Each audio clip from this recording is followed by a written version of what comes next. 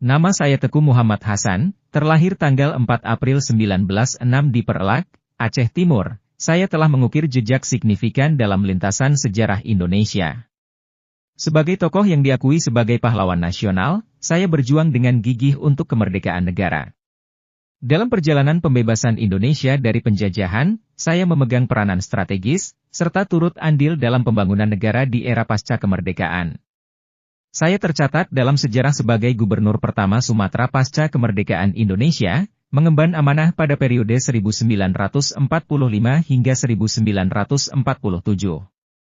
Bukan hanya seorang pemimpin, saya juga seorang intelektual yang turut mendirikan Universitas Islam Sumatera Utara, berkontribusi pada kemajuan pendidikan bangsa.